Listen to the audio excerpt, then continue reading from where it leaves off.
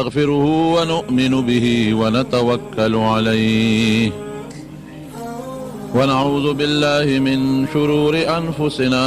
ومن سيئات أعمالنا من يهده الله فلا مضل له ومن يضلله فلا هادي له ونشهد أن لا إله إلا الله وحده لا شريك له ونشهد أن سيدنا وحبيبنا وشفيعنا وسندنا ورحمتنا ومولانا محمدا عبده ورسوله. أما بعد فأعوذ بالله من الشيطان الرجيم. بسم الله الرحمن الرحيم. يا أيها المدثر قم فأنذر وربك فكبر وثيابك فطهر والرجز فاهجر ولا تمنن تستكثر ولربك فاصبر. تیر جمعہ دا نبی کریم صلی اللہ علیہ وسلم دا نبوت پوری خبر میں کڑی وا چی غار حرا کے دغا آیتون نازل شو دا اقرأ بسم ربک الذی خلق خلق الإنسان من علق اقرأ وربك الأكرم الذي علم بالقلم علم الإنسان ما لم يعلم. او بیا نبی علیہ السلام مبارک کور تراغی کور تا چی سنگ نبی علیہ السلام راننا وطا نو پا نبی علیہ السلام دا یخ تبرالا طول وجود را پیدا او حضرت خدیجی رضی اللہ تعالی عنہ تا فرمائی چھے ما باندې صادر واچوي. زملونی تزمیل یو شی په یو صادر کې انغختیدلو ته ویل کېږي. ما په صادر کې ونغاړی په ما صادر را واچوي. نبی علیہ السلام ډیر د ادب او د احترام زندگی تیره کړې ده. د هر چا به قدر کو. دلته وی زملونی په ما صادر را واچوي. دا د جمع خطاب دی. زملینی نه وی یوازې خدیجې ته بلکې دی کې لکه یو سړی چاته وي ته څنګه او یا تاسو څنګه د ادب او د احترام لفظ استعمالی. زملینی که ویلې وي دا معنا به چې ته په ما صادر واچوه. زملونی تاسو په ما صادر واچوئ. دا د عزت الفاظ دي. د خپلې بیبي سره هم کور کې چې خپلې بیبي سره خبرې کوي یا بیبي د خپل خاوند سره خبرې کوي نو د احترام او د عزت الفاظ به استعمالی. بی بی ډیره زیاته هوښیاره وه. حضرت خدیجه رضی الله تعالی عنها زر یې پې صادر ور واچو او چې لږ ساعت تیر شو فورا دې تپوس نه کوي چې څه چل دی ودرېږه چې دې لږ دمه شي. بعضې خلک یې ناپوهی یو کور نه بار راشي او لږ په تکلیف یې لږ څه چل شوی څه چل سړی وایي ته لږ ما پرېږده یو پوټې دمه شمه نو بیا به درته حال ووایم. نو بی بی خدیجه ته زر تپوس نه کوي چې څه چل شوی دی دا ولې راپېږې دا صادر ولې چې لږ هغې پې صادر واچو چې نبي علیه السلام لږ په قلار شو او اطمینان سره شو. فلما ذهب عنه الروع چې هغه ګبراهټ ته لږ ختم شو او د وجود هغه یخوالی لږ برابر شو نو بیا ته تپوس کوي څه چل شوی دی په تاسو څه مسله ده حضرت. نو نبي علیه السلام ورته ټوله قصه بیان کړه. اوس پیغمبر علیه السلام مبارک دا وجود را پیدا ولې نو اوس هم چې په چا ګبراهټ راشي نو وجود یخ پخ شي خولې د وجود نه وبېږي. دا قانون دی. او چې خوله وبېږي د وجود نه او پلاره بنده را رواني د غر نه راکوزېږي یخ هوا پې لګي چې پلاره راځي یخ هوا پې لګي نو هغې یخې هوا سره بیا د بنده دا وجود رپیږي او یخوالی پې راشي. د دې وجې نه د نبي علیه السلام په وجود حالانکې وحی چې به راتله د حضور پاک نه به خولې بی دی هغې نه خو معلومیږي چې وجود ګرم شي او زورونه م وله ورکړل حضرت جبریل علیه السلام په غار حرا کې نو هغې سره خولې وبېدلې پلاره یخې شوې هوا سره نو یخني پې راغله. نو خدیجه رضی الله تعالی عنها ته فورا یو ټکی وی لقد خشیت علی نفسی زه خو په ځان ویرېدم ټوله قصه یې ورته وکړه. دغه رنګې یو فرشته راله او زه یې ځان ته راتر غاړه باسلمه او ما لې زورونه راکړله او دا ټکي راته و چې اقرأ بسم ربک الذي خلق. او تاسو ته ما تېره جمعه غالبا ویلي حضرت امام زهري او لوی تابعي دی ابن شهاب زهري ورته وی محمد بن عبد الله ابن عبید الله ابن شهاب زهري دا لوی محدث دی او تابعي دی او زمونږ د احادیثو په جمع او په ترتیب کې او په تدوین کې د ډېره لویه حصه ده. هغه لیکي د هغه په سند باندې هغه وایي او په بهقي کې هم دا روایت شته چې جبریل علیه السلام نبي علیه السلام ته چې دا زورونه ورکړل او دا تلاوت د اقرأ بسم ربک الذي خلق یې ورته وکوې نو ورته یې ده ووایي چې انک نبي حق ته ګورې رښتونی پیغمبر یې دا ټکې ورته په لومړي ځل ووایي نو شک د پیغمبر علیه السلام په دې کې نه و چې د نبي نه یم یقین یې پیدا شوی چې د نبي فرشته یې ولیدله آیاتونه یې واورېدل شق صدر وشو ورته پته ده چې نه درس ته نه تکلیف شته نبي نشته زخم فوري ټیک شو شق صدر د دې نه مخکې شوی دی یقین محکم حاصل چې د خدای پیغمبر یم اوس دلته زموږ طالبان سوال کوي چې دا یره پې ولې بیا راله پیغمبر یریږي ولې چې نبي علیه السلام فرمایي لقد خشیت علی نفسي ویریدم او بیبي خدیجه رضی الله عنها ولا ډاډ ورکوي تسلي ورکوي دا ولې درونو نبوت سره یره څه منافي خبره نه ده انسان چې په دنیا کې اوسېږي ګبراهټ خامخا راځي حضرت ابراهیم علیه السلام له چې فرشتې کم وخت کې رالې او دا فرشتې تلې د لوط علیه السلام د قوم د هلاکت دپاره فرشتې روانې دي نو ابراهیم علیه السلام فورا لاړ قرآن شریف کې الله فرمایي فما لبس ان جاء بعجل حنیز یو رویت سخی یې وله رویت کا هغه یې وله رویت کا او وله یې پوخ کا او فورا یې میلمنو له راوړه ورته یې مخې ته کېښوده چې هغه سخی یې ورته رویت کړی کېښوده نو هغې میلمنو هغه خوراک نه خوړه دغه زمانه کې به دا قانون و چې چا به ډاکه په چا وغورځوله نو دا هغه خلکو خوراک به یې نه خوړه اوس د دې زمانې په شانتې نه ده چې څوک ډاکه وغورځوي او ورشي هغه کور ته نو لاول د فرج نه ټول سامان راولي هغه وخوري دې زمانې اخبار کې اکثر راځي ډاکې وغورځول او ټول سامان یې یوړ او د کور خلک یې وتړل او دا چلو شو دا چلو شو ورسره یې لیکلي چې فرج کې کم خوراک پروت و میوې هغه ټولې وخوړلې هم چې خوراک وخوري الله مسلمان کم حد ته ورسېدو حیران شو هر یو سړی دا دعوه کوي چې د پیغمبر علیه السلام عاشق یم او د امتي ما او د فارش امید کوي لیکن طریقه د پیغمبر باندې څوک هم نه دي روان اکسیډنټ چې وشي او خلک پکې مړه شي نو دا ظالمان ورشي څوک ته ګاړی وباسي او څوک ته د جیب نه پیسې وباسي داسې ده که نه په کور کې ډاکه واچي خوراک وخوري ځان له خوراک ګرم کړي هغه وخوري هغې نه پس سامان یوسي د کوم ځای نه مسلمان شوی آیا د پیغمبر طریقه دا ده نبی علیه السلام دې له راغلي امت ته داسې څیزونه ښودلي دي نو دا هغه زمانې چې کوم غله ډاکوان به وغي چې به ډاکه وغورځوله نو کور کې به یې خوراک نه کاو نو چې فلما رأى ایدیهم لا تصل چې ویې کتل چې د دې میلمنو ګوتې خو دې خوراک له نه ورځي نو ابراهیم علیه السلام ویرېد اوهو دا جو څه ډاکوان راغلي که څه مسله ده چې هغې پوه شو نو وایي نه ګورې لکه یره پیدا نه کې انا رسول رب زه ستاسو د رب ستا د رب استازي یو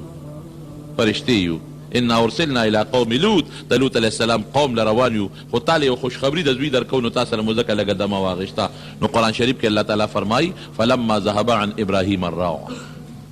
چې د ابراهیم علیه السلام نه یره ختمه شوه نو بیا ورسره بحث شروع کړو چې دا زما واره دی هغه سره به څه کوي دا قوم ولې هلاکوي یره ترې ختمه شوه پته ولګېده که نه چې په پیغمبرانو یره راځي ابراهیم علیه السلام د ډیرو پیغمبرانو نیکه دی او څومره لوی شخصیت دی یا حضرت موسی علیه السلام چې کله په کوهي تور ته لاړ او د الله ملاقات یې وکړو او الله ورته فرعون له لاړ شه وی الله هغه سره خو زه څه به وکړم خو لوی بادشاه دی او بل د هغې په ما مرګ پورې دی سړی مې وجلی دی څه به کومه الله وی ورېږه داسې معجزې در کومه چې دی به تا ته ټرک به هم نشي کولی وی دا کونټی دی وغورځو چې څنګه موسی علیه السلام کونټی وغورځول هغې نه یو اجدها خامار جوړ شو نو موسی علیه السلام ترې وروسته شو چې ټک راله رانه کي دا څه شو الله ورته څه وی لا تخف مه یېرېږه ونه یېرېږه فاوجس في نفسه خیفة موسی موسی پړه کې یره راله الله وی انه لا يخاف لا تخف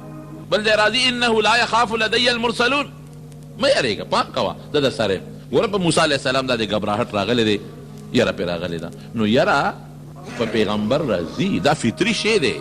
طبعي شی دی ولې رونو یو په الله یره نه راځي چا باندې یره نه راځي دا فرق شو د پیغمبر او د خدای پیغمبر له الله داسې کمالات ورکړي دي چې دا بعضې څیزونه به پرې راځي چې ته ورته خدای ونه وې غاښ به هم خوږېږي شهید کېږي به ستړی به هم پرې راځي لوږه به هم پرې راځي بیماري به هم راځي تبه به هم راځي ګبراهټ او یره به هم پرې راځي دنیا کې اوسېږي انسان دی اعلا کامل شخصیت دی انسانانو کې کامل انسان دی لوی انسان لوی بشر لیکن ګبراهټ یره راځي نو که په نبي علیه السلام یره راله نو دا خبره خو نه ده او یره د څه د وجې نه اوس راله په نبي علیه السلام په دې ځان پوه کا علما مختلفې وجې لیکي خو ستاسو دپاره اسانه وجه درته وایم یاره په دې راله چې په یو ځان له ځای کې د غر په سر کې په یو غار کې د سره ناشنا خلک میلو شي نو یاره راځي که نه راځي یو خدا شو ناشنا خلک میلو شو دویم زړه یې وله سیرې کړ چړې چاکوان ورپسې راوباسي یاره به نه راځي او د دنیا خلک رالل په تله کې ورسره وتلل ما درته مخکې جمعه کې ویلي یاره نه راځي او بیا جبریل علیه السلام ځان ته راترغاړی ایسته څو ځلې راترغاړی ایسته نو د جبریل خو ملکیت دی په هغه کې هغه خپله سر وردن نه کوي پکې چې زه به تاله بار بار راځم نو چې لږ مانوسیت انس پیدا شي مینه پیدا شي نو دې سره یره پیدا کیږي او بله څه خبره ده بله دا ټکې چې ته پیغمبر دا یې ورته ووایي تعالی الله نبوت درکړه پیغمبري دله درکړه نو یاره دام راله چې د ډېر قوم سره مقابله مې ده اوس به څه کوم لقد خشیت علی نفسي هغه وخت د ماضي صیغه ده هغه وخت ویرېدم زړه کې مې یره راله هغه ټیم سره ولی به یاره راله ټیم سره لوی قوم سره مقابله ده ټول یو خوا دي زه پکې یا کې تنها بل خو یم اسانه خبره ده دې خلکو سره به څه کوم څوک به مې مخالف شي څوک به مې دشمن شي چا سره بروانه راځي وال ټکول به پکې راځي او نورې نخرې پخرې دا خو ډېر ګران کار دا به څه چل کېږي ګبراهټ راغی بیبي هوښیاره ده د دې وجې نه ګبراهټ یاره راغله نورې وجې مولمو ذکر کړي دي خو ستاسو دپاره دا کافي ده نو بیبي ورته څه وایي پام کوه یاره خو ښه بیبي بیا هم ښه بیبي وي ښه ده چې ښه ښځی نو هغه ښه ښځی حضرت خدیجه رضی الله عنه هوښیاره بیبي ده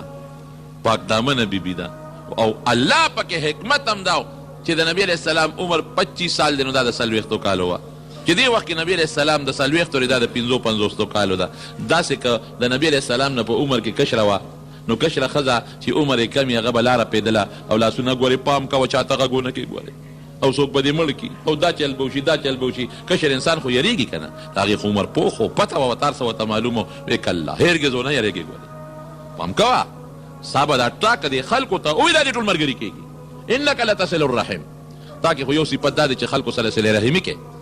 ټول خپل خپلوان درته داسې نږدې دي هر یو مشر درته د خپل زوی په نظر ګوري هر امزور درته د خپل رور په نظر ګوري هر کشر درته پلار په نظر ګوري هر چا لمنډې وې نو لومبۍ خبره خلکو ته د خپل رشتې نه مخالفت شروع کېږي نو رشته دارانو سره د صلې رحمي ډېره مضبوطه ده ابه دې ملګري رشته دې ملګرې ده وتحمل الکل خلکو نه بوجونه اوچته عامو خلکو ته فایدې رسې په لاره څوک روان دي غوټه ورسره د تېتې زروالې په اوږه کېږي زنانه سره پیټې دې ته دې 5 راواخله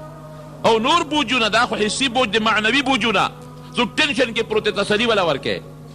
هر چا سره په غم کې ځان شریکې خلکو له فایدې ورکې حسي معنوي هر قسمه بوج د خلکو نه اوچته تقر الضيف میلمانو میلمستیا کې نو خپل به دې خپل شي هغې سره صلې رحمي کې او دا چې کم غریبانان خلک دي او دا د وطن خلک دي دې سره بوجونه اوچته دا به هم د سره ملګري وي ښه دې ورسره کړي دي او د بهر خلک میلمانه هغوی له میلمستیا ورکې ابه دې ملګري وي اب هم در سره ملګرتیا به کوي وتعینو علی نوایب الحق او چې چا باندې داسې د سچه مسله راغلي د ګناه نه سچه مسله راغلي او په هغه هغه بوجي هغې کې دې ورسره پوره مدد کړی دی تاکې خدا ښه خو صفتونه دي خلکو سره امدادونه کې دا صفت نبی علیه السلام له ډاډ ورکړ او پیغمبر علیه السلام له زړه مضبوط کړ بیا ورته څه وایي داسې چل کوو زما د تر اوس خدیجه رضی الله عنها پوه شوه خو لږه خبره نوره مضبوطی وله د تره زوی مې د ورقه ابن نوفل دی د پخوانو کتابونو عالمو هغه له ځو هغه نه به لږ معلومات والو لږ تسلي به دله درکړي مطلب یې دا و چې مو له تسلي ورکړي نو لاول خدیجه ځان له تلې د هغې خبر کړی دی چې د هغه نه معلومات اخیستي داسې نه هغه څه الټه خبره ونه کړي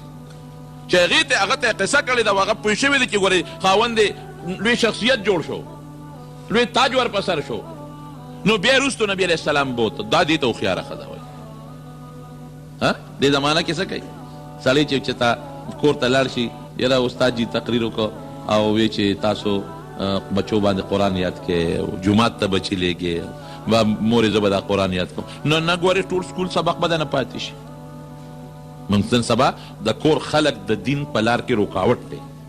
ښځه خاوند له مور او پلار بچو له د دین په لار کې نن رکاوټ دی حضرت خدیجه رضی الله تعالی عنها رکاوټ نه دی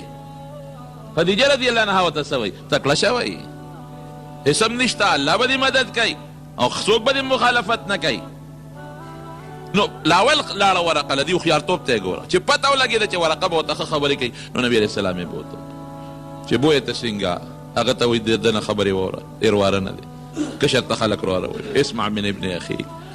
او ته وایي وایه کنه یا ابن اخي ماذا ترى څه وینې راوینې ما ته پوره حالات ووایه. نو نبي علیه السلام ورته ټول خبره وکړه چې څه لیدلي. نو ورقه ورته څه وایي او ورته وایي هذا الناموس الذي دا هغه فرشته ده نزله چې دا نازله شوې وه علی موسی په موسی علیه السلام نازله وه دا هغه فرشته ده. دې نه څه معلومه شوه فرشته چې نازلېږي په موسی او هغه پیغمبر علیه السلام له راشي نو د پیغمبر د پیغمبرۍ تصدیق شو که نه دا پیرې نه دی دا بلا نه ده دا بو نه دی دا څه دیو نه دی دا فرشته وه مقربه او بیا فرشته کې ناموس هغې پټ چې یو څوک دله پټ خبر راوړي او د خیر خبر راوړي هغې ته ناموس وایي. د دې مقابل جاسوس دی هغه د شر خبره معلوموي په دې غوږونو سترګو پټه طریقې سره شر کې ګوتې وایي. ناموس په پټه طریقه خیر کې ګوتې وایي. دا هغه فرشته ده چې په موسی علیه السلام نازله.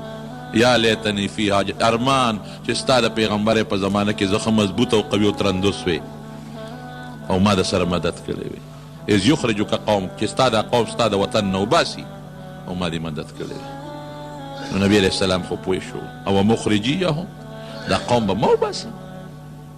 زما دا لوی قوم چې دی او زما دا لوی خاندان چې دی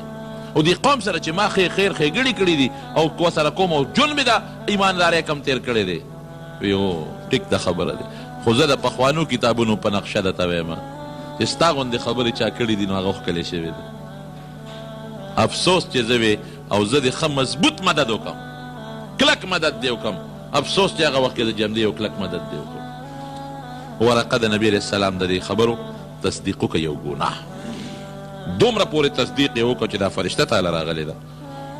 او دا خبرې دې د دوکې خبرې د فریب خبرې نه دي خبرې دې درستې دي. دې پسې ثم لم ينشب حدیث کې راځي چې درنګ یې تېر نه کړه ورقه څه موده پسه وفات شو. بیا وروسته حضرت خدیجې رضی الله تعالی عنها د ورقه نه تپوس کړه نبي علیه السلام نه تپوس کړی دی وایي د الله رسوله چې ورقه به څه پوزیشن کې وي ځکه تا خو هغه له دعوت لا نه دی ورکړی ځکه یې د ایمان اظهار نه دی کړی او هغه اذعان او تصدیق یې لا نه دی کړی خو لیکن دونه خو یې ومنله که نه ستا رد خو یې ونه کړه که نه. نبی علیه السلام وفرمایه د دعوت د نبوت نه مخکې وفات شوی دی. نبی علیه السلام ما په خوب کې لیدلی دی په ډېر ښه حالت مې لیدلی دی او په سپینه جامه کې مې لیدلی دی او په خوب کې چې څوک په سپینه جامه وویني په ښه حالت کې دا د هغه د جنت نښه ده دا د هغه د جنت نښه شو.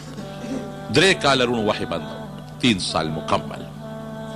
دې 3 کاله کې به نبی علیه السلام غار حرا ته تک او مقصد د خپل معمول مطابق خپل عبادت به یې کوه او تنګ به شو کله کله هغه حالت به د فرشتې ورته رایادېده وی کله به وی د غر دې څوکې ته خېجم او ځان ترې رارغړو داسې به یې تنګ شو نو ورته به اواز وشو چې مه کوه ګورې ته رښتونې پیغمبر یې دا کارونه کوي. 3 سال پس بنابر قول راجحه 3 کاله پس د غار حرا نه بیا را روان دی. هغه فرشته بخاري شریف کې راځي چې مخکې په غار حرا کې لیدلې وه هغې په یو کرسۍ ولیدله یو ډز وشو ډز چې بری وکتل فرشته په یو کرسۍ ناسته ده او د هغه په دې وزرو د اسمان دا ټوله غاړه ډکه ده چې د ولیدله بیا په هیبت راغی بیا راغی کور ته چې راغی بیا بیبي ته وایي دسروني په ما څادر واچوئ دسروني دسار په عربۍ کې هغې څادر ته وایي چې سړی یې شعار هغې ته وایي چې د وجود سره لګېدلې کومه جامه دسار هغې ته وایي چې هغه د پاسه څه جامه لکه دا کوټ شو مثلا بلستر شو څادر شو او اسکټ شو دسروني جامو د پاسه را باندې یو څادر را واچوئ څادر یې پرې واچو سملاست چې سملاست دې وخت کې فرشته رو رسیدله دروازې مخې ته یې آواز وله ورکړه یا ایها المدثر قوم ای څادر اغوښتونکیه پاسه ډیوټي شروع شوس دومره زر هغه ځای نه څنګه جبریل علیه السلام را ورسېده کومه فرشته چې الله د پیغمبر علیه السلام د پیغمبرۍ ملګرتیا له مقرر کړې ده یا د نورو پیغمبرانو د پیغمبرو ملګرتیا له وحي ورته راوړي جبریل علیه السلام دا ډېر مضبوط طاقت خدای ورکړی دی روح القدس ورته وایي پاک روح یو ځل ته نبي علیه السلام تپوس وکړو د دې ځمکې نه اسمانه پورې د تیزې سورلۍ د 500 کالو مزل دی هغې لومبي اسمان نه دویم اسمانه پورې بیا د تیزې سورلي لکه راکټ شو راکټ نه خدای خبر میزایل شو خدای خبر چې هغې نه به تیز سره وځي هغې اسمان نه بله پورې د 500 سال مزل دویم نه درېمه پورې د 500 کالو مزل دریم نه څلورمه پورې د 500 کالو مزل، څلورم نه پنځم اسمانه پورې 500 کالو مزل، د هر اسمان نه بله پورې 500 کالو مزل، اووم اسمانه پورې 500 کالو مزل، د شپږم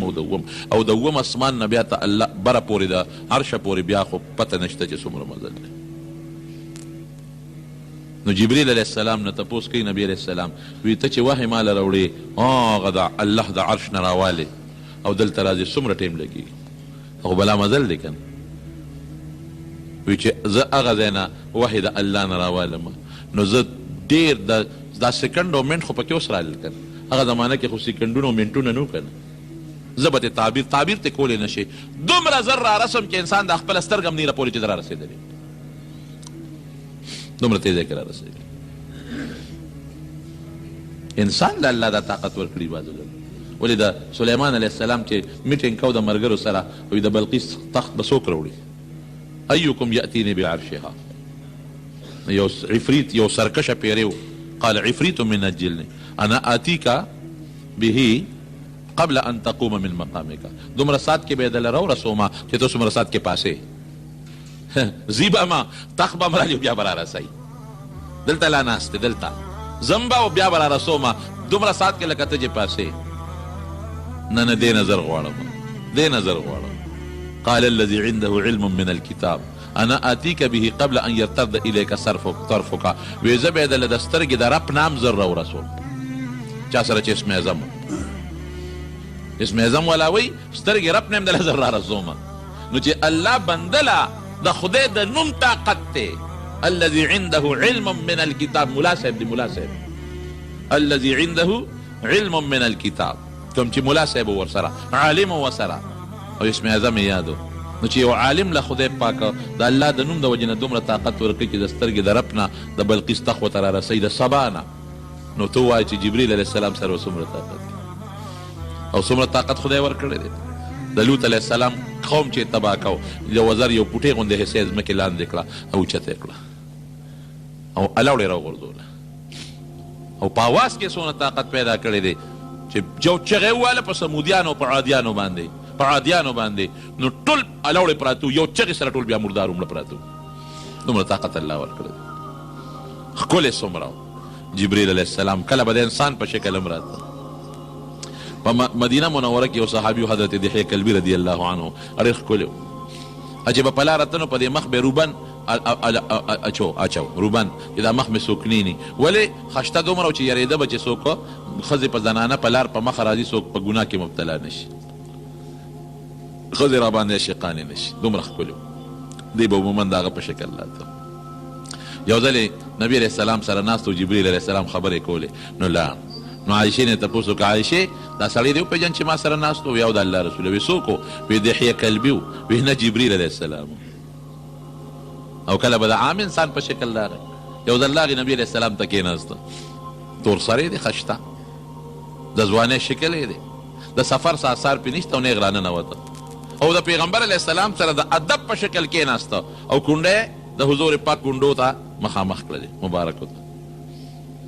او د نبی علیه السلام نه یو څو تپوسونه وکړل. صحابه یو بل ته کتل، دا پېژنې؟ وی نه. بل وی ته پېژنې؟ نه. ایمان څه شی دی؟ جواب یې ورکړ. بیا تپوس وکړه اسلام څه ته وایي؟ جواب یې ورکړ. بیا د نبی علیه السلام تپوس وکړه احسان څه ته وایي؟ نبی علیه السلام جواب ورکړ. بیا وی د قیامت وی ما ته پته نه لګي، تا ته چې څنګه پته نشته ما ته پته نشته. وایي نښې بیا درته وښیم. نو نبی علیه السلام ورته د قیامت نښې بیان کړلې. نو لا نو نبی علیه السلام صحابو ته وی ردوا علی هذا الرجل، وی دا سړی ما ته واپس کې. مطلب یې دا و چې د خلکو ته پوره پته ولګي. نو صحابه په لارو کوڅو کې ورپسې په منډو تړلو چې سړی یې پیدا نه کړ. وی راځئ کښېنئ نه شی واپس کولی. وی صاحب څوک و؟ وی هذا جبریل، دا جبریلو یعلمکم دینکم، تاسو ته دین ښو. ما نه تپوس کو چې تاسو دین زده کړئ. او کله به لیټ هم شو. یو ځل نبی علیہ السلام ته تپوس وکړه، دی به چونکې الله نه راته استازي د الله و، نو نبی علیہ السلام به ډېر زیات ورته خوشحاله و، ډېر به خوشحاله و. نو یو ځل ته نبی علیہ السلام تپوس وکړه، وی ته موږ له دا چې راځې لږ زر زر راځه که زیات نه راځې. وی وما نتنزل الا بامر ربک، وی بغیر د خدای د حکم نه نشم راتلی. الله چې وی دله راځم، چې نه وی د نشم راتلی. دا فرشته الله مقرر کړی وحی. نبی علیہ السلام له ټوله وحی چې څومره راوړلې ده حضرت جبریل علیه السلام روړ او جبریل ورته وایي په عبراني ژبه کې جبر قوت ته وایي طاقت ته وایي او ایل په عبراني ژبه کې الله ته وایي جبر یا جبر طاقت ته وایي قوت الله د الله طاقت د الله یو لوی طاقت جبریل نور لغات هم پکې شته مشهور جبریل دی بهر کیف تمارونو او کله یو ځل نبی علیه السلام سره وعده کړې و راځم به رانغی نو نبی علیه السلام په ترمذي شریف کې راځي نو نبی علیه السلام دې تپوس وکړه تا خو ما سره بېګا وعده کړې و رانغلی یو وایي ستا په دیوال باندې یو څادر و په هغې کې تصویرونه او د کټ لاندې کوترې او سپی دی ځکه راغلی نبی علیه السلام فورا هغه څادر صحابو ته وایي شبې دا څادر راوغورځوئ بیبیانو ته وایي پته نه که نه بعضې وخت کې پرده چا ویزانده کړي دا راوغورځوئ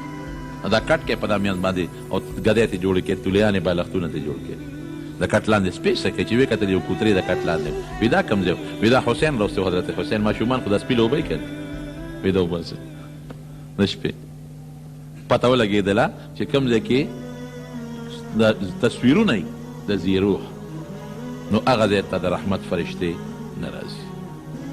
د رحمت فرشتې هلته قطعا نه راځي حضرت خدیجه رضی الله عنها دومره هوښیاره وه چې نبي علیه السلام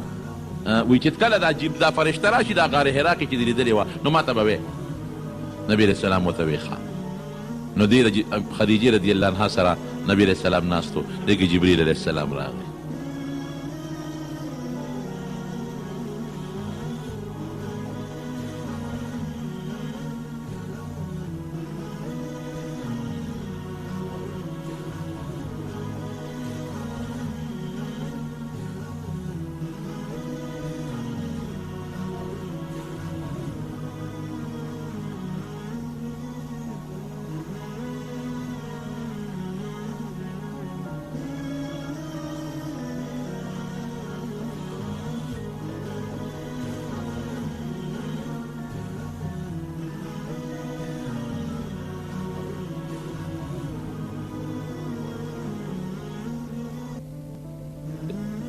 سوتوي يا أيها المدثر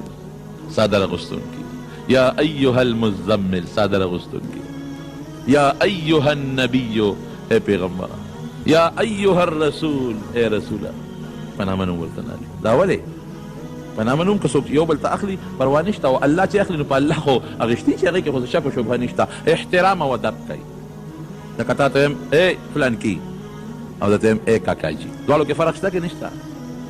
اے فلان کی اے کلی والا اے رورا اے رور کے دیکھے فرق شتا اللہ عزت کئی او بندہ بے ولی عزت نہ کئی داسې ښکلی پیغمبر مقرب د الله په ټولو پیغمبرانو کې سردار پیغمبر الله مونږ د هغه د امت لپاره نصیب کړي غوره کړي یا ایها المدثر اے ساده لغوستونکي قم پاسه قم دا معنی هم ده چې ودرېږه او د قم دا معنی هم چې یو کار شروع کړه لکه اوس چاته ویل لکه شابه پاسېږه نو پاسېږه دا معنی هم چې اوچت شه او پاسېږه دا معنی هم چې هغه کار کول غواړي قم فانذر دا خلکو یروه انذار او تخفیف کې دا فرق دی انذار هغه یرولو ته وایي چې د الله عظمت وسره او مینه وسره لکه یو بچي ته پلار وایي بچې ګورې څپلی په خپو کوه خپې به دې خوږ شي بچې دې سوړو کې ګوتې مه وه مار به دې وچیچي اوس دا پلار دا بچې چې یری نو دا په دې بچي ظلم نه کوي دا ظلم یره نه ده دا هغه یره ده چې د دې بچي ته ادب ښیي احترام ورته ښیي او دا پلار یو عظیم دی ظالم نه دی د ده عظمت د بچي په زړه کې پروت دی نو چې کومې یرې سره عظمت وي لویي وي او دا کومه یره کې دغه وي دا تادیب وي احترام وي پکې هغې ته انذار وي انذر دا قوم د الله د عذاب نه ویروه د الله عظمت ورته وښایه لویي د ظلم هغه نه چې ګنې ظلم پې وکوي د ظلم یره پې راولي هغه نه او لږ په طریقه د ادب په لاره کې ویروه وربک فکبر د خپل رب عظمت ورته بیان کا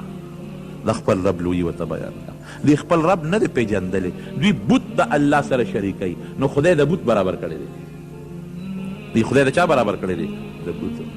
دوی د الله عظمت نه مني دوی بچي د یو بوت نه غواړي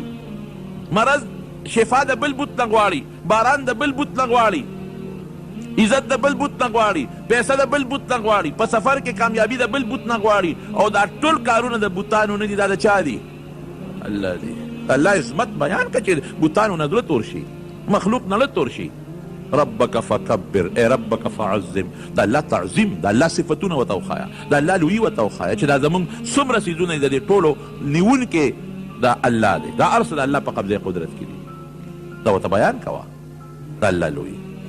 وربک وثیابک فطهر،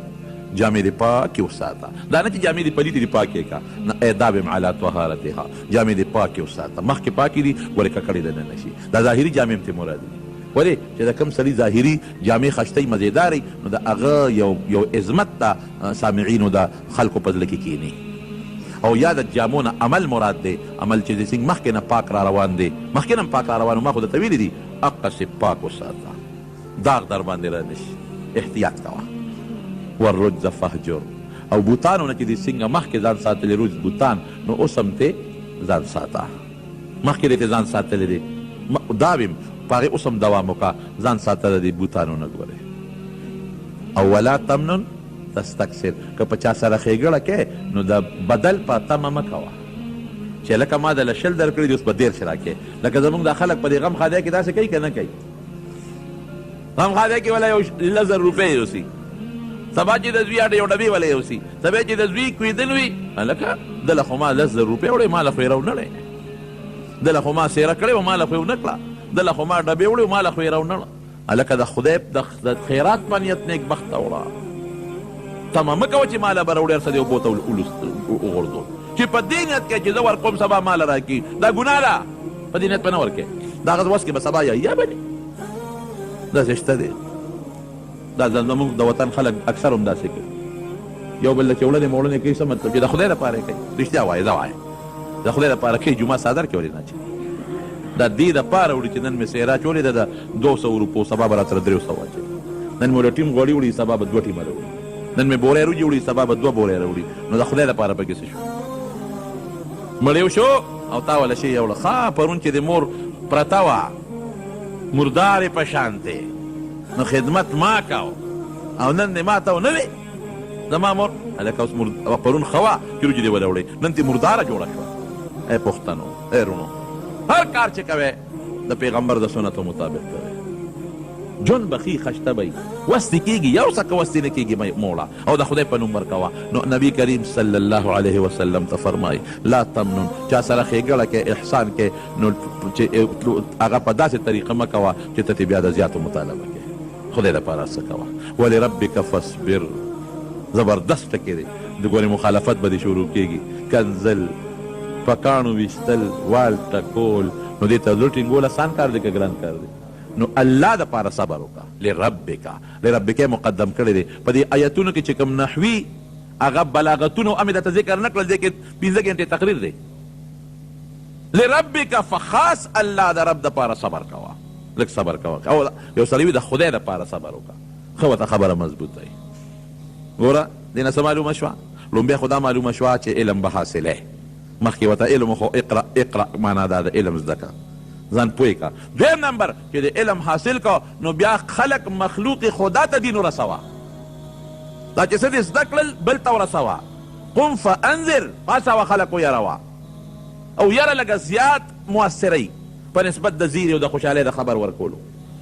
او اصول یې ورته وښول، الله ورته اصول وښول چې ستا دعوت او ستا تعلیم او ستا تبلیغ او ستا دا بل ته رسول د دین دا به اله اثر کوي چې ستا په خپل هم ګورې ځان پاک ساتلی. که زه په خپل یو ګناه کوم او تا ته وایم ګناه مه کوه، نو زما دا خبره په تا به اثر وکړي؟ مړه په خپله کې او ما ته منې کې بیا به اثر نه کوي. او چې زه د ګناه نه ځان ساتم او تا ته یم ته مه کوه، اله به اثر کوي. دا آیتونه نازل شو، چې نازل شو نبی کریم صلی الله علیه وسلم صادر وغورځه، غټ درون پیټې په سر شو، بس هلته نبوتو 3 کاله مخکې او 3 کاله پس رسالت دور شروع شو. د نبوت دور او دا د رسالت دور، هلته د نبوت تاج په سر او دلته د رسالت تاج په سر شو، او ډیوټي حواله شوه، او سخته ډیوټي حواله شوه. حضرت خدیجې رضی الله تعالی عنها ته وایي چې زه خو د الله رسول یم، ما ته خو دا آیتونه راوړل. بس لومبې هغې وایي ما خو د مخکې نه په دې ارمان وم، هغې خو فورا په ښځو کې لومبې ایمان راوړو، مسلمانه شو په ښځو کې. حضرت علي ماشوم لویده د نبی علیه السلام سره، د تره زوی د ابو طالب، او راکوټ یې ورسره لوی شوی دی. هغه ته وایي دا مسله ده، وایي صاحب ما منلې، اول نمبر په ماشومانو کې حضرت علی ایمان راوړ او حضرت زید ابن حارثه غلام دی د خدیجې رضی الله تعالی عنها په غلامانو کې لومبی هغه ایمان راوړ او په بالغانو سړو کې لومبی ایمان چا راوړی دی حضرت ابوبکر صدیق رضی الله عنه او بالکل بصر و چشم دا سلور اول نمبر مسلمانان شو او بیا رو رو رو رو لګیا دي مخالفتونه شروع شو جګړې شروع شو مخالفتونه شروع شو هغه پیغمبر چې صادق رښتونی به ورته بیا ورته دروغجن هغه پیغمبر چې د وعدې رښتونی به ورته چا به جادوګر چا به لیونی عیاذا بالله چا به کاهن اسانه خبره نه ده دومره مضبوط بار د نبی کریم صلی الله علیه وسلم په سر پریوت چې د حد نه موږ طالبانو ته پټکی کله په سر پټکی نو موږ ته دا وایو چې دا پټکی دا نه چې ګنې یو تخم دله د سر نه تاو کړه دا ستا په سر یو لوی بار پریوت کم بار چې خپلو استادانو زمونږ په سر ایښودلی دی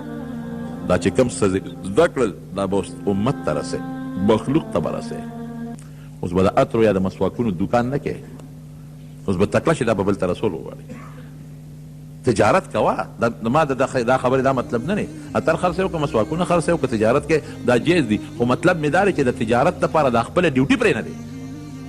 او دا یوازې د نبي علیه السلام نه دی او د عالمانو دا د هر چا فرض دي تا دلته کې مانه کمې خبرې واورېدې نو دا به دې کور زنانو ته به یې رسې ماشومانو بچو ته به رسې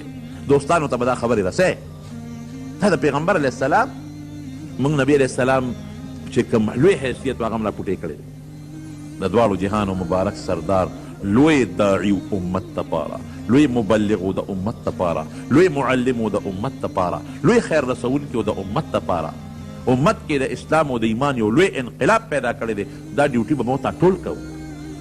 چې د هغه امتي وي دا ډیوټي به کوي د ملا لږ زیات علمي هغه زیات کوشش کوي او ستا به پوټینې علمي ته به پوټینې کوشش کوي ملا به په لوډ سپیکر ټولو خلکو ته کولی شي ته به خپلو دوستانو ته کولی شي بچو ته به کولی شي ښځې ته به کولی شي ماشومانو ته خو کولی شي که چې کومې خبرې واورې دا خو دا نه چې تا واورې د یېرې شوې دا خو یادې پاتې کېږي دومره زر نه یېرېږي دا د نبي کریم صلی الله علیه وسلم ډیوټي ده نو دا دور د رسالت شروع شو لوی بار په سر شو پیغمبر د پیغمبر ذمهدارۍ ډېرې زیاتې وي د امتي په نسبت پیغمبر له خدای لوی کمال ورکړی دی لوی حیثیت یې ورکړی دی خو ذمهدارۍ ډېرې زیاتې دي د پیغمبر وړې ذمهدارۍ نه دي نو دا څلور کسان لومبي حضرت ابوبکر صدیق دا نور بیا وروسته مسلمانان شوي دي یو موقع کې حضرت عمر او حضرت ابوبکر صدیق رضی الله عنهما یو بل سره پوټې غوندې اختلاف راغی ابوبکر صدیق ورته لږ استغه ووایي هغه ورته استغه ووایي نو عمر پرې خفه شو چې خفه شو حضرت ابوبکر ورغی حضرت عمر ته ما معاف کړه هغه خفه شوی وایي نه دې معاف روان شو دی دې مور پسې روان شو ور چې څوک چا سره زیاتي وکړي نو پکار چې بل د معافي بیا فورا وغواړي دی ورپسې دې به معاف کړه کور ته ورپسې لاړ اتې مخکې دی ورپسې دی عمر چې مخکې دی چې عمر په دروازه وردل نه شو نو دروازه یې ورته بنده کړه چې تا زه خفه کړم اوس را معافي غواړئ نو ابوبکر صدیق نیغ راغی د نبي علیه السلام مجلس ته چې را روان دی خفه دی چې را ما څه وکړل عمر مې هسې خفه کړ دا خو زما ملګری و د خفه کولو نو عمر چې کور سوچ وکړ نو ستومانه شو چې واقعي زه خفه کړم خو بیا رانه معافي غوښته نو ما ولې معاف نه کړ او دروازه مې ورته بنده کړه نو عمر هم ورپسې راغی نبي علیه السلام پرې پوه شو وایي دې سړي چا سره جنګ کړی چې دواړه رالل کېناستله نو حضرت ابوبکر ورته الوي نو نبي علیه السلام حضرت عمر ته غوسه شو حضرت عمر ته غوسه شو حضرت ابوبکر صدیق ورته وایي صاحب زیاتې ما کړی دی او نبي علیه السلام بیا هم عمر ته غوسه دی او څه فرمایي وی هل تارکو لی صاحبي وی زما دا ملګري دا ابوبکر صدیق دی به زما د خاطره معاف کې که غوسه درته نه کړې ده خو چې معافي غوښته ولې دې نه معاف کوه هل تارکو لی صاحبي زما دا ملګري زما د خاطره معاف پکې ولې دې خفه کوې حضرت ابوبکر او بیا څه وایي وی یو وخت کې چې ما وی چې زه د الله رسول یم نو ابوبکر وی صدقته رښتیا دی وی او تاسو ټولو وی چې کذب ته دروغ دی وی دا لوی منقبت دی د ابوبکر صدیق چې ما وی د الله رسول یم واحد حضرت ابوبکر وی صدقته د الله رسول رښتیا دی وی صدقته رښتیا دی ویلي دي او تاسو ټولو وی چې کذب ته دروغ دی ویلي دي دا د ابوبکر صدیق لوی منقبت دی حتی لیکولي زما د خاطره زما ملګري به معاف کړې دا لوی منقبت دی جناب د حضرت خدیجې دپاره د حضرت علي رضی الله عنه دپاره د حضرت زید ابن حارثه دپاره او د حضرت ابوبکر صدیق دپاره رضی الله عنه نور خبره به انشاءالله آینده جمعه کې دلته بیان نو دا زما په دې خبرو به لږ عمل هم کول غواړي ښه یو د نبي علیه السلام د حالاتو نه هم خبر شئ او زما چې کوم خبرې درته کوم هغې به کوټې غوندې عمل هم کوي ښه جناب دا یو ملګري دعا غواړي کور کې بیماري ده اپریشن دی رب العالمین دې وله شفا ورکړي د یو سړي د خواښې سره ناجیز تعلقي او خپل لور رشته هغه سره کوي د دې خواښې لور که څنګه د خپلې لور چې خواښې سره ناجیز تعلقي دومره ده چې ښځه پرې حرامېږي ښځه پرې حرامه شوه دا مسله ده جلیبي واقعه دا خو ډېرې واقعې راځي نه خیر دی ښه ښه ده ښه بیان کې د بدنظرۍ متعلق وي لویه ګناه ده او خلک بدنظري کوي او جنکۍ کوي نو خدای دې منې کړي لویه ګناه ده الله دې منې کړي خصوصا د موبایل په دې مسله کې ډېر خلک مبتلا دي وایي که خپل یو خاوند د ښځې ضروریات پوره کوي هر قسمه ضروریات او ښځه بیا هم خپی او عدالت په ذریعه د خاوند نه طلاق حاصلوي نو په شریعت کې څه حکم دی نو ګوره که دا خاوند د ښځې پوره حقوق او ضروریات پوره کوي نو ښځه عدالت ته بیا ولې وي خو څه چل به پکې وي که څه چل به پکې وي او که بیا هم دا ښځ ضروریات پوره کوي او دا ښځه بیا هم ورسره بیا خو دا مطلب چې د ښځې د خاوند نه دی خوښ عدالت ورکولی شي عدالت دې زمانه کې عدالت چې فست تنسیخ نکاح وکړي تنسیخ نکاح ښځه خاوند یو بل نه جدا کړي دا شرعاً معتبر دی عدالت چې کوم تنسیخ نکاح وکړي علماء د دې متعلق فتوا لیکلې ده شرعاً معتبر دی خو الله په دې شرط چې عدالت د دواړو بیانات واوري د دواړو خبرې واوري او بیا یې تنسیخ نکاح کولی شي او که عدالت داسې وکړل چې مثلا دا یو کس وي چې په ما زیاتې کړې دی او زما خبرې پوره نه ده اورېدلې نو هغه بیا د اپیل حق شته بر عدالت کې بر عدالت کې بیا د اپیل دی وکړي ښځه د خاوند سره شل یا پنځه د ښځې خاوند شل 15 کاله قید شي د ښځې حکم دی بس ښځه دې ولې جامې مامې وینځي او لېږي دې وله جیل ته حکم یې دغه دی دا ته ځان جدا کولی نه شي او بل خاوند نه شي کولی چې کله جیل نه راخلاص شي نو همدغه ښځه ده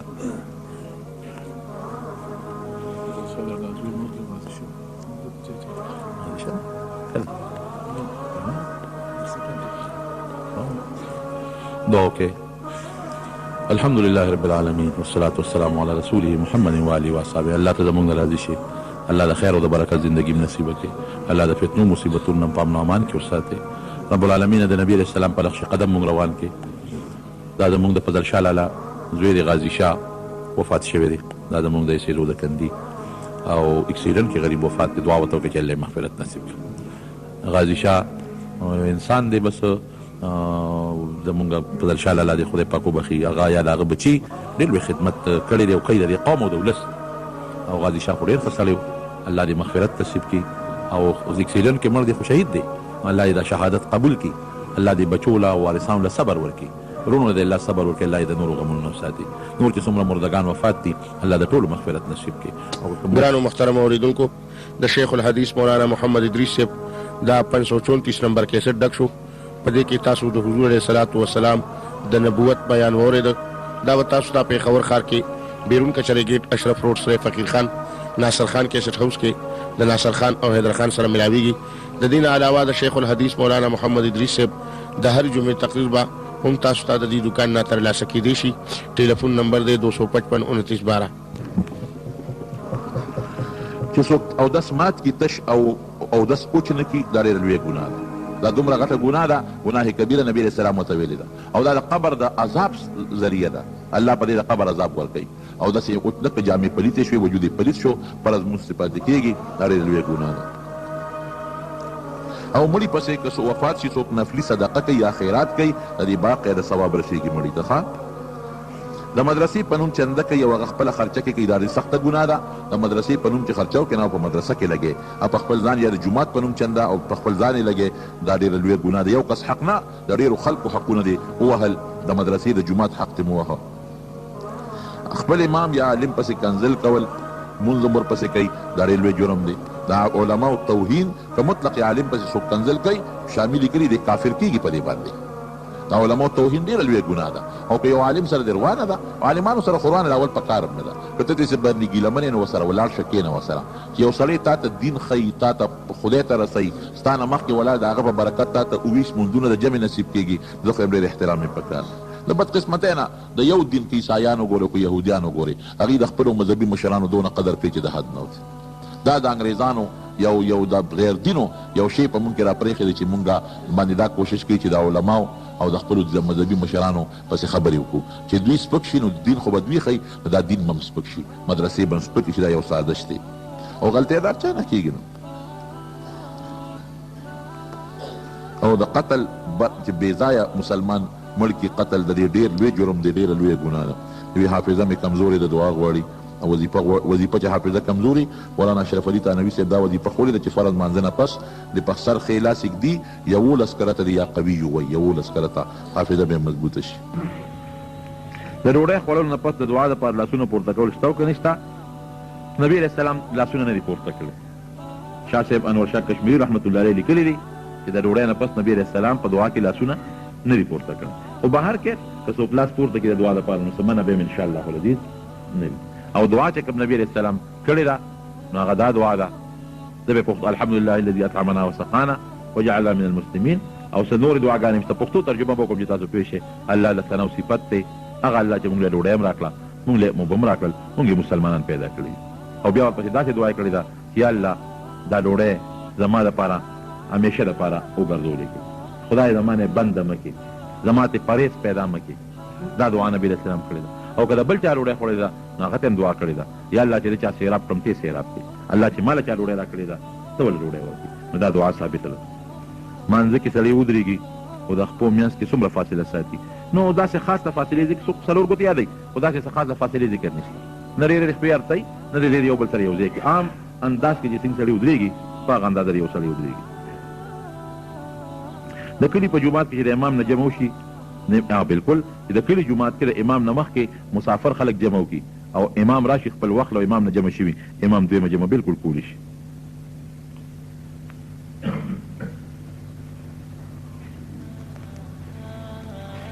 د یو ټیم مونځ هر چا پسې دا داسې نه ده، داسې ده چې یو ځای کې ته جمع در نی او بل څوک نی نو خیر دی، بیا که هر سړی ورمخکې شو جمع ضروري شی دی. دا اول خدا ده چې نیک سړی وي، صالح سړی وي، د امامتۍ چې کوم شرایط دي هغه پکې پوره کړي، هغه پسې سړی مونځ کوي. چې نه ضرورت دی نو که بیا د هر چا پسې مونځ وکړي یو ځل نیم نو هغه مونځ صحیح دی کېږي. څلور حافظان ملګري وي د دوی هر قسمه ګپ ازادي یو خیر دی ګپ ته ازادي او کنځل منځل یو بل ته نه کوي که نه او خیر دی یو بل کدې پکې مخکې شي او نور د پسې مونځ کوي.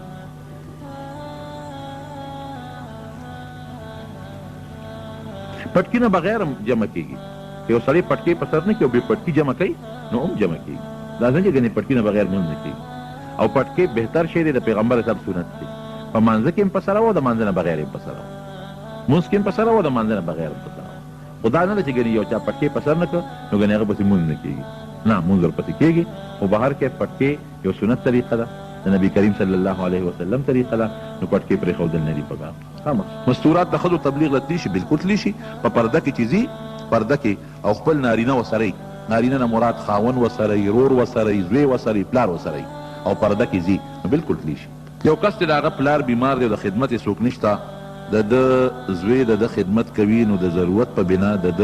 اندام مخصوصه عورت ته کتی شي، قتل دې نه کوي لاس سره صفی ولا کوي. فقهاو هم دقه لیکلي که د ضرورت په بنیاد باندې مخصوص اندام ولا وینځي او صفا کوي ډېرې سترګې پټې کړي ګوري دې ورته نه او نور صفی ولا کولی شي.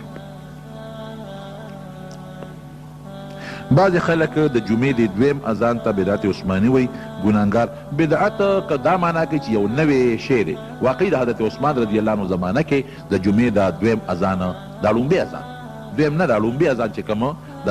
زوال سره رقیم کېږي دا د خطبې اذان د نبي علیه السلام په زمانه کې مو دا لومبی اذان دا د حضرت عثمان رضی الله عنه زمانه کې د دې شروع شوې ده. خو د عثمان رضی الله عنه د پیغمبر اسلام خلیفه دی او حدیث پاک کې راځي علیکم بسنتي و سنت الخلفاء الراشدین چې زما په طریقې عمل کوي او زما د خلفای راشدینو په طریقه عمل کوي. او ټول هېڅ صحابو کې به چا انکار نه دی کړی، ګویا کې صحابو اتفاقي او اجماعي مسله ده. نو دې ته مضمون بدعت ویل ګناه ده. په دې معنا سره بدعت چې یو نوی شی اختیار کړی دی نو ورته ویلی شي، او هغه بدعت چې کوم ته ګمراهي ویلې شوې ده او ورته نه شي ویلی. صحابه پاک خلک دي، ټولو صحابو په دې باندې اتفاق دی. د زیارت القبور صحیح طریقه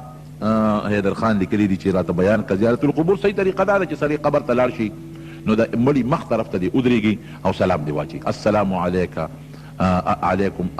دا ویل شي او السلام علیک که یو کس دا خطاب متکول شي دار قوم مؤمنین متویل شي یا اهل القبور السلام علیکم اهل الديار انتم سلفنا ونحن بالاثر وانا ان شاء الله بكم للاحقون که پښتو کې وی ویل شي چې د مسلمانانو قبرونو السلام علیکم لفظ دی وی تاسو موږ نه مخکې تللی موږ در پسې دا روان یو ان شاء الله تاسو سره به یو ځای کېږو دې مشروع طریقه ده نور دعا هم کولی شي مړي ته د هغې تلاوت هم کولی شي د هغې ثواب هم ورته بخلی شي غوښتنه یې صرف د رب العالمین نه کوي که یو سړی د شپې په غسل واجب شي او د یخنۍ د وجې نه غسل اونه کې تیمم کولی شي که نه بالکل نه تیمم به هغه سړی کوي که دی غسل کوي او د غسل سره د بیماري زیاتېږي یا د مرګ خطره یې وته نو دی بیا غسل نه کوي تیمم دی وایي ګنې اوبه دې ځان له ګرمې کړي او په دې یخ اوبو نه څوک مري او نه پې بیمار سړی وي نو بیا تیمم وایي بیمار نه نو غسل تیمم به نه وایي تیمم صحیح طریقه دا ده چې تیمم نیت به وکړي په زړه کې ووایه چې د پاکۍ نیت کوم یا په خولي ووایه چې زه د صفایۍ نیت کوم بس هغه عربي الفاظ دي نویت ان اتیمم لرفع الحدث نو که هغه وی هم ستا خوښه ده او که نه وی هم لکې راوله